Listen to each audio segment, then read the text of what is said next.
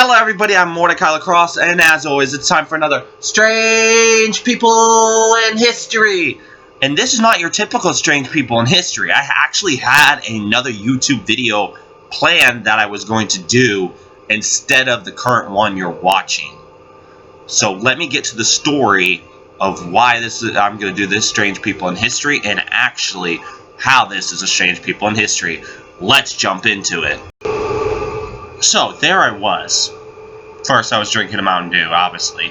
And I was about to watch a movie that I got, and this came on. And I'm like, oh, hey, that's the famous Columbia lady. And then I remembered the MGM lion is actually an actual lion, and there's like a whole entire story behind it. And I was like, what if the Columbia lady that we see at the beginning of every movie is actually based off of someone as well, or an actual person? I decided to do some research, and, well, guess what?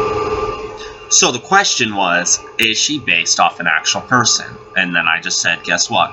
Well, yes and no. So the history, basically, of the Columbia Pictures logo, I guess, if you would, originally featured a female Roman soldier holding a shield in her left hand and a stick of wheat in her right hand.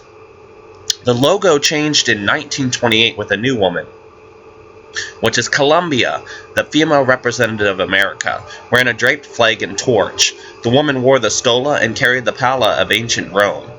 And above her were the words, "A Columbia Production," or Columbia Pictures, or Columbia Picture Corporation, written in the arch.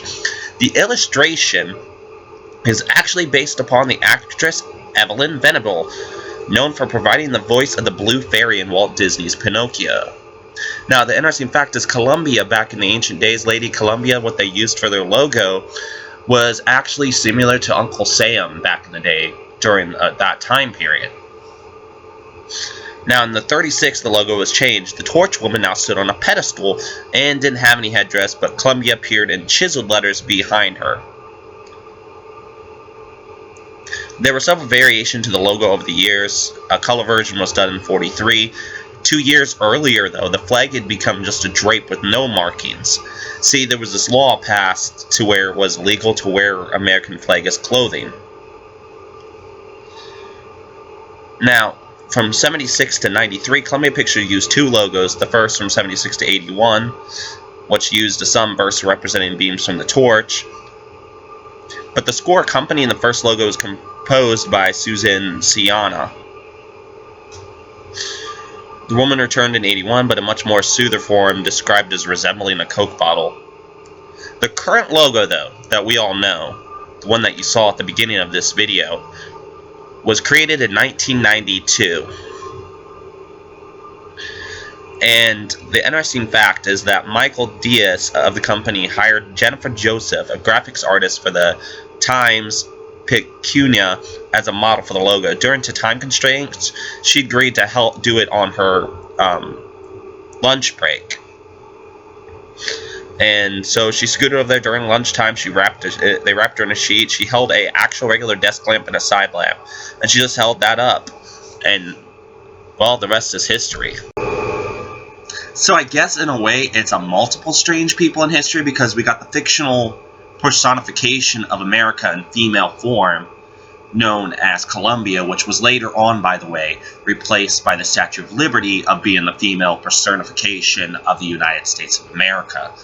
And then we have Evelyn Venables, the actress that played the voice of Pinocchio, the Blue Fairy in Pinocchio, and then we have this graphic designer that became the new Columbia. So I guess in a way it's a multiple Strange People in History video than more than just a single person.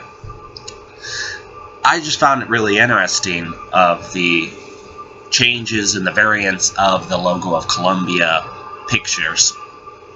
And I hope that Columbia Pictures, Sony, or MGM, or any of the logos that I used in this video, the companies don't sue me over using it, because I just was not meaning any harm by it. So sorry, Columbia Pictures and MGM Studios, any studios that might have got mad that I used the logo in this YouTube video. So if you like this kind of content and you want to see more Strange People in History video, give this video a thumbs up, hit that subscribe button and that notification bell so you can be notified of future Strange People in History videos.